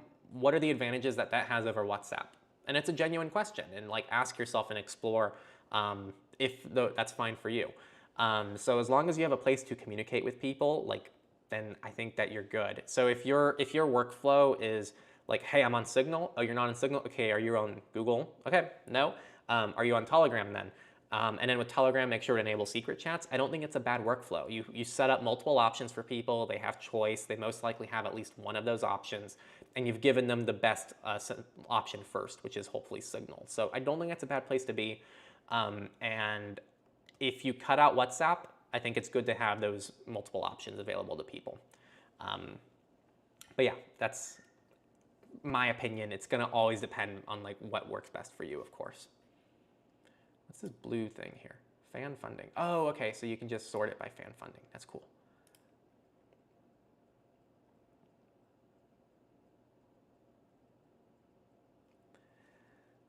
Let's see, what's more effective, reading a book or listening to the audiobook? I don't know what like science says about that. I'm definitely a reader though. I've never really gotten into audiobooks. It's harder for me to follow along. I can't as easily like stop and reread and kind of like take something in more thoroughly. So I've always been a reader, but I like the aspect of audiobooks that like you can do them while you do other things. So like if you're driving or something, you can still listen. So yeah, that's a cool concept, but I never really gotten into it personally. My privacy win. I've been changing my passwords for everything to random complex ones that mix both cases of alpha characters, numbers, and symbols. I write them down, but don't leave it by the machine. Okay, cool. And I'd ask, like, is there a reason you don't like password managers? Because that could simplify that drastically. But either way, I'm just glad you're using unique, complex passwords. It's a big win. It's more of a security concern, but one of the main things I'm uncomfortable with switching to Graphene OS is the lack of mobile payment. I just can't find a false alternative to Google Wallet. Yeah, it would be really cool to have that, and it would make, I think, the whole like custom ROM journey much easier for people if they had like an Apple Pay, but on like a, like a de-Googled Android side of things. Even Google Pay isn't great. Like Google Wallet, whatever they're calling it nowadays, they feel like they change the name every 6 months. But with Google, like they kind of just hold your cards in the cloud for you, whereas with Apple, it's actually like on device, and it's quite a bit more privacy respecting the way Apple does it. So I'd love to see something like that on the Android side of things. And funny enough, I think Proton is in the best position for it. They released Proton Wallet, which they made a Bitcoin-only wallet for some reason. And they even said in the interview, like, well, will you add Monero? And Andy said, no, we're more likely to add fiat before Monero. And I actually wish, like, he would do that. Like, I wish that they did like a Proton wallet where you can like link a credit card end-to-end encrypted to your Proton account, and then like you can, pay for things via that, and you can like share it with people. Like, I think that's a lot more cool than just another Bitcoin wallet personally. So just some loose thoughts there, but I think it would be cool. I have a question about fingerprinting. I'm using Brave browser, and I was wondering if changing permissions in site settings would make me more fingerprintable. That's a good question. I'm not super familiar with how permissions can expose certain data points. My guess is that it can. I feel like almost anything you do can impact your browser fingerprint, but I don't know for a fact off the top of my head, so that's something I'd have to look into after the fact. But it's a good question. Make a video tut on self-hosting a music server for FLAC files. It's a bit off topic for Techlore, but I might do it. It could be fun. I think people would rather have another tutorial for another typically self-hosted software first before I start doing it on other ones. Yeah, I mean, iOS, I don't think iOS is the worst place to be. That's how I typically put it. Like, I think that being on like a Samsung device is substantially worse than iOS for privacy. And for a lot of people I know, especially in the States, like they're on iPhones and they ask like, is my iPhone okay? And then I think about like the transition for them to go to something else that's better, and it's not a realistic transition for a lot of them. And if I told them that, it would just push them away from privacy altogether. So yeah, I think generally speaking, iOS is a little bit better. So I don't have an issue, and you can get very far in your privacy journey on iOS. especially now with things like lockdown mode and advanced data protection. Like there's some cool things on iOS now. Just canceled my Spotify subscription and started using my personal library with Plex Amp. Now I'm just on the hunt for CDs with the music I like and don't have yet. Nice. A lot of you are really moving local. It's kind of cool to see. Thoughts on Immutable distros from Kinky Koala. Yeah, so I really like them. So Immutable, just so you know, they're trying to be a little bit more particular with their terminology. So they're calling them atomic distros now because technically they're not immutable because with unauthorized access, they can be modified, etc. So they're calling them atomic. And what these do is they essentially they're not supposed to be modified. The system files are kind of meant to be locked down. So you get a lot more security and you're supposed to pretty much install software using things like Flatpaks on the surface of the operating system. The concept is great. I think it's a great model for operating systems. It kind of models the way mobile operating systems work a little bit better, which typically have better security. So I really like Silverblue, and Silverblue is something I've played with, and it's a really cool operating system.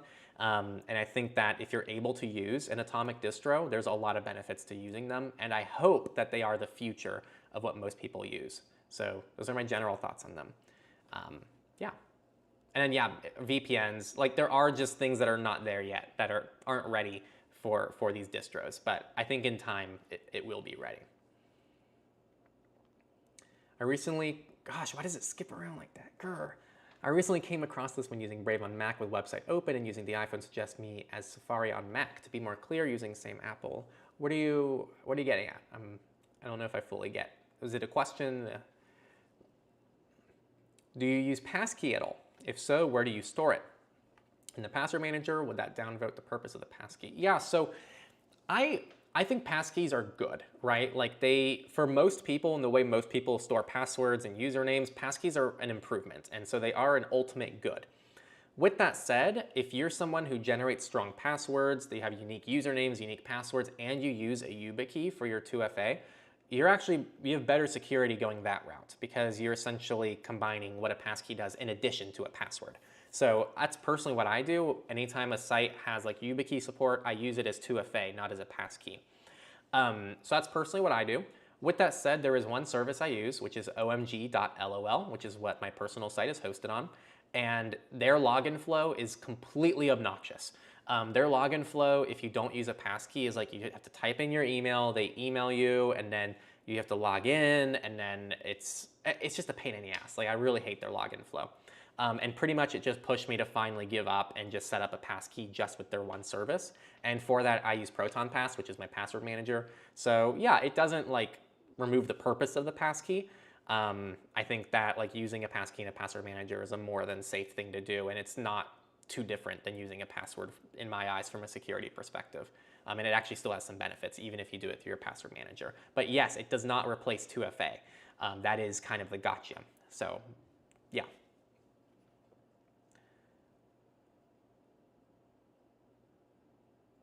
RBQ says, great answer. Don't let the privacy and security journey control you. You control it for your benefits. Thanks, Henry. Have a great day. Yes, thank you to you too.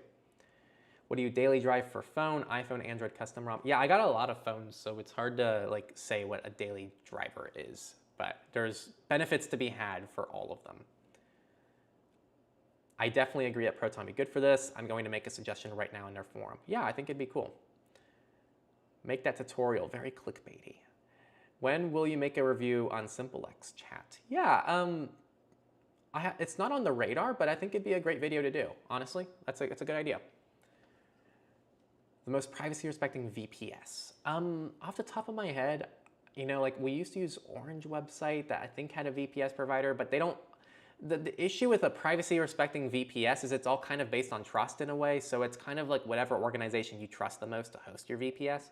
I am not fully aware, and maybe someone can explain to me of any VPS that just inherently has a feature that just technology-wise gives you better privacy, if that makes sense. So I think that just trusting a trustworthy VPS provider is probably the best you're going to be able to do. And then from there, it's well, how are you encrypting your data, and how are you managing your data on the VPS server?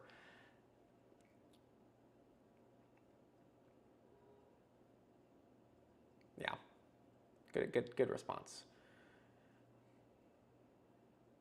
No, I have not. I should actually start keeping a notepad of things that I should look into, because it's really easy for me to forget. Especially since I previously wasn't doing like the clips and like going through the live stream after the fact. So, no. But I'm trying to find where I can write this down. Let me see. I'll at least put it in my notepad here. Maybe I'm just going to start a notepad in Lunatask. Stream follow-up. Openness of Google's RCS open standard. Okay, got it down. Do you think it's possible to be completely private online? Yeah, so you have to define what completely private means. But generally I'd say no. But that doesn't mean that like there aren't immense benefits, and it's just complete is an absolute word, right? But for a lot of people, like there's always some breadcrumb that can lead to another breadcrumb, and etc. Like eventually, like you can, it just depends, right? Like let's say you open a Tor browser for the first time and you create just a random Proton account. Let's assume Proton allowed that to happen. Like there are data points that they would get which aren't tied to you, but they're tied to a server. That someone can go to that server and try to like work backwards and eventually try to get the most basic information about you. The point is there's no way to guarantee that like anything in the future won't happen where like a single data point isn't exposed, but then it's kind of your call, like, oh, is that actually like an issue? Like let's say they get a region of where you live, a country. Does that mean you're completely private? Like let's say they got the country where you're from. Does that mean you're private or not? Like that's a debatable point. Like you could say, oh no, I still have a ton of privacy. There's millions of people where I live, if not hundreds of millions, so I still remained completely private. But for some people, that actually could be a problem. They're like, oh, well, the country wasn't supposed to be known, and so I lost my privacy through this series of events. My point is, even the concept of what completely private means doesn't have a definitive answer, and that's why I get really upset when I see posts online where people are like, well, privacy is impossible online, or like, it's like, there's no way to be fully private, or someone does the opposite and says, this is how you achieve maximum privacy, this is ultimate privacy, this is complete privacy, we don't know anything about you. The way the internet works, it's very hard to know nothing. And so it's debatable, and you have to use services that align with your definition of what privacy means. So, how to stay up to date with OPSEC news? Yeah, there's like the InfoSec, like Mastodon community. Nate and I cover a lot of OPSEC news on Surveillance Report if you want weekly news. Those are kind of the main places. I'd also encourage just like finding individual sources and using RSS. Slashdot has occasionally some like OPSEC / like security news there. So just a lot of random places to get started. Okay, well, I'm gonna go ahead and start wrapping this up. Things are slowing up here and there's still more work to be done. So yeah, so I wanna thank everybody who has tuned in today. It's been a lot of fun. I will definitely be on next week as well. This is a weekly thing. And again, I want to showcase our forum briefly here. What? They're the same. Okay, well, it's supposed to be different. Anyway, okay, Alex actually sent one more question here. But if you go to discuss.techlore.tech, next week's is already up, so you can already join the next week's wins. And I will be featuring these next week. And so I would love to get you all on there. Congrats on week 50. This was actually week 50. And in 2 weeks, it'll be 1 year of the weekly privacy wins, which I'm super excited about. So I want to thank all the people who left their wins. I want to thank all of our Techlorians. And I also want to thank all of you for being in the live chat and just being a part of things and making these streams possible. Now, Alex has one question here in our Signal group, which you can join our Signal group, by the way, if you become a Techlorian. One sec, let me drink water. So Alex asked, this is a bit of a political question. If it's off topic, no problem. I live in the middle of EU, and oftentimes people said don't use US services, not Microsoft or something, just no US service because of the Cloud Act, Patriot Act, etc. Now I thought, hey, even in the EU, we have problems with that, like chat control. So I went with the option to use good, trustworthy, secure, and privacy-respecting US services. Now after the Trump administration, I kind of felt insecure and unsure with this decision, and I don't know to ditch US at all, or at least things you can control is a good option or just BS. Yeah, so, okay. It's a very complicated question, and it's something that I am constantly evolving my views on. So what I gravitate to telling people is that it's more about technology than it is jurisdiction, right? Like if something's end-to-end encrypted, if they guarantee that they don't collect as much data, then it shouldn't matter the jurisdiction, right? And I think that's a really good position to take. What we're seeing though globally is that sometimes that's not enough. So a good example is Proton. Proton does a lot of things to try to reduce the amount of privacy and security risks that email can introduce. But now we have Switzerland saying, well, if we classify Proton as an ISP, we can actually start backdooring encryption, right? And with Signal does a lot of things to protect their users, but Sweden was knocking on their door recently going, hey, we want to backdoor encryption. In the US and Florida, they are trying to also backdoor encryption. My point is that this is all a balancing act. So you have technology and you have laws, and you want those to be as compatible with each other as possible. So what you really want, in my opinion, what I'm trying to look for, if you're looking at this like as apolitically as possible. And when I say apolitically, I mean like nonpartisanly, because this is inherently political because it has to do with jurisdictions and laws, etc. But I'm talking like nonpartisan advice. Look for services that their tech protects you, right? Even in the case of Apple and iCloud in the UK demanded a backdoor and Apple refused to comply. And to this day, I don't think they've actually turned off ADP for the users who had it on, and it gave users a heads up. So the fact that users even used ADP actually protected them in this exact scenario. So use technology that is end-to-end encrypted, try to reduce the trust in these third-party providers, try to avoid things that just say, yeah, trust me, bro, with your data, and actually like guarantee trust with your data with technology. With that said, if you're in between services, right, let's say you have 5 different notes providers that all offer end-to-end encryption, which is actually not a like misleading thing. Like off the top of my head, I can name like Joplin, Standard Notes, Notesnook, Crypty, and like Apple Notes, right? Just off the top of my head, that's 5 end-to-end encrypted notes providers, Apple Notes with ADP. So of those, go through, like, what are the scenarios? Like, what are the risks that you're choosing with each provider? Crypty's based out of Estonia, which has like some of the best like digital rights laws out there. And that's why they actively picked Estonia. And John's talked about that in some of the interviews. And so that's a really big thing for them. Apple right now is going through a lot of iffy stuff in the US.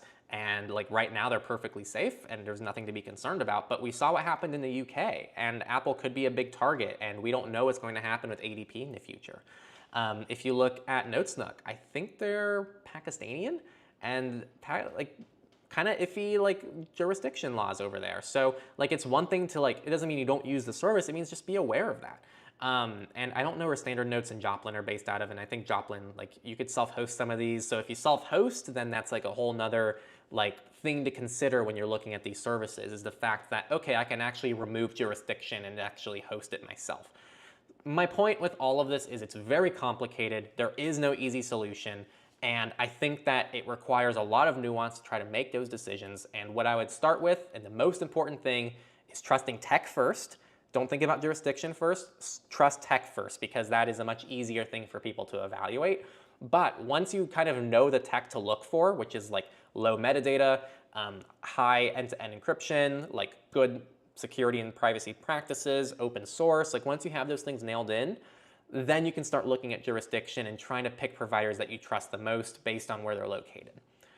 I wouldn't refer to like, and I guess that's the other thing, you can always look at individual acts like the Cloud Act or the Patriot Act, but I find what's a lot more important is like how strong democracy is, or like typically like how human rights have been respected in the last decade, because that's a much better indicator of whether or not your rights will be violated in those countries. At least personally, that's how I've been taking a look at it. So I hope that's useful. I hope that wasn't too rambly and too off topic, but it's a very complicated issue, and everyone's going to have a different relationship with it, but that's my relationship with it and how I take a look at it. And with that said, let me do a final check of the comments. And again, join our forum, discuss.techlore.tech. Where did the comments go? There they are. Join our forum, become a Techlorean if you want to support what we do, and I'll see you guys next week. And yeah, I think that's all I'm seeing here. He's 57, he's a Nokia, he is never on the internet, no accounts. I was thinking people like him might be the most private. Yeah, except all their SMS messages aren't encrypted, so that's kind of a downside to that workflow. I would say that's a true statement. Like, it increases attack surface. Like, all these new features, like, especially because they're probably being rolled out like that, right? Like, everyone knows how rushed all these AI things are. I'd be a little bit more cautious. Yeah, is it worth changing my Gmail to Proton Mail? Depends who you are, but generally, you know, if you're trying to find a more privacy-respecting alternative, that's not a bad one. I just made an emails alternative video recently on the channel. I think it's our latest video, so check it out. That's all I have, everyone. We're coming up on 1 hour 45 minutes here. I want to thank you all again for tuning in. Thank you all for your questions. Thank you all for tuning in. Thank you all for leaving your wins. Just lots of thanks to go around. I love doing these streams every week, and I'll see you all next week. And be sure to join the forum. And oh, just for calling, not SMS. Yeah, but like it's still an unencrypted like phone call that you're doing. I still wouldn't be super confident in that personally. But anyway, thank you all again, and I'll see you next week.